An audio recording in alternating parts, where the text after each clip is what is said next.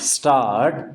Mr. Vice Chairman, I was speaking about the need for developing a strong UN delegation. Full stop. I wish that the Honorable Prime Minister would give his attention to this aspect of the matter, particularly in view of the fact that in the next decade or two, politics are over the world would take on a complex character, and it is necessary that men are trained from now on for taking part in international affairs. Full stop. In the UK and the United States, such delegations are built with men who have wide knowledge of international affairs, and there should be other qualifications for a man to be included in such a delegation. Full stop. In this connection, I should also like to mention that it is time for government to develop sound conventions regarding the conduct of foreign affairs. Full stop. In the United States, they have accepted the principle of bipartisan consultation on important affairs of policy. Full stop. For example, when President Kennedy stood for election, President Eisenhower, even during the period of the conduct of the campaign of President Kennedy, kept him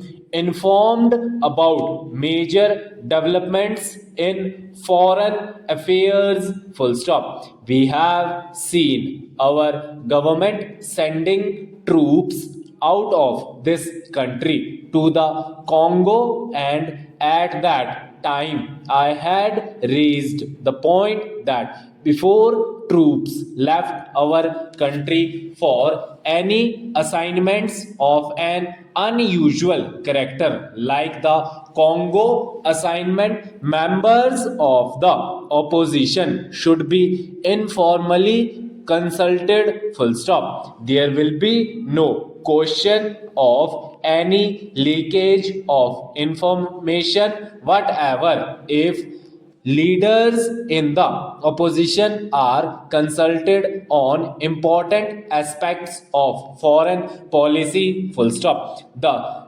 consultative committee of the External Affairs Ministry does go some way to meet the needs of exchanging information about foreign affairs, but the informal consultation of the kind that I mentioned, where the leader of the opposition and leaders of other parties are called and told by the Prime Minister about unusual developments, would strengthen the convention that the foreign policy of the country has the support not only of the Congress party but also of the entire country. Full stop.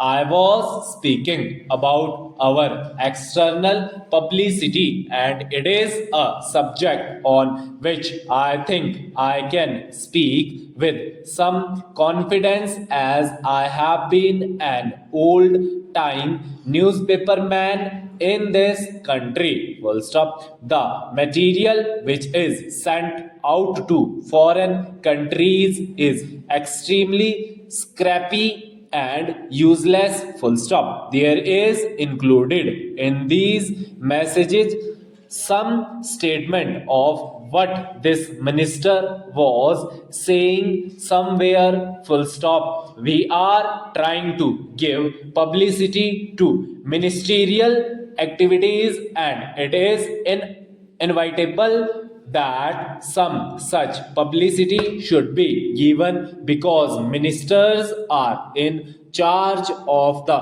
government, but one abroad does not get a real idea of what is happening in the country. Full stop. I would like to suggest for the consideration of the external affairs ministry that they should send a 4090 assessment of what is happening in India, written dispassionately, not to please a minister or to highlight something that he has done, but to give an objective assessment of what is going on in the country. Full stop. In the old days, when the British government was in existence, such fortnightly reports used to be sent by various state governments, and I think a beginning can be made in that direction in this matter. Full stop. The other point I would like to suggest is that publicity is a complicated and technical matter. Full stop. The foreign service as it is constituted today does not have sufficient training in publicity. Full stop. The estimates committee, which went into the demands of the external affairs ministry, mentioned about the methods of training which have been adopted, but since our foreign service men are not trained in publicity work, and one sees, for example, that a lot of confusion has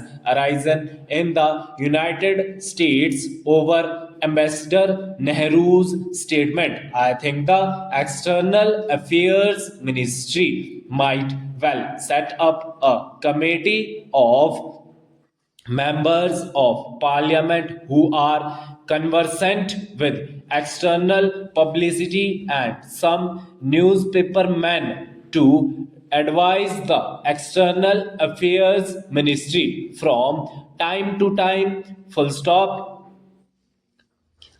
I do not think that the committee will ask for information which is confidential or sacred, but they can assist the newspapermen. Full stop. There are a handful of competent men who would be willing to serve on the committee in an advisory capacity. Full stop. They would be able to tell the external affairs ministry that should be done in order that our news publicity abroad is better. Full stop. I might mention also that the estimates committee had recommended the creation of a cultural cell. Full stop. Sir, to my mind, we have also to be clear in our mind regarding the objective of rural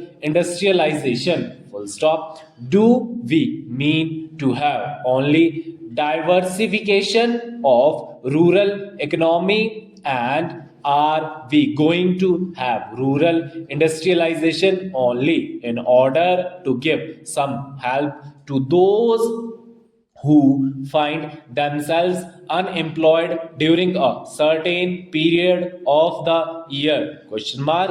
Are we aiming to utilizing local resources and meeting local needs through diversification of rural economy, or have we a more fundamental objective in mind when we are trying to industrialize the rural areas? Question mark. Without this, I am afraid rural industrialization will not be possible. Full stop.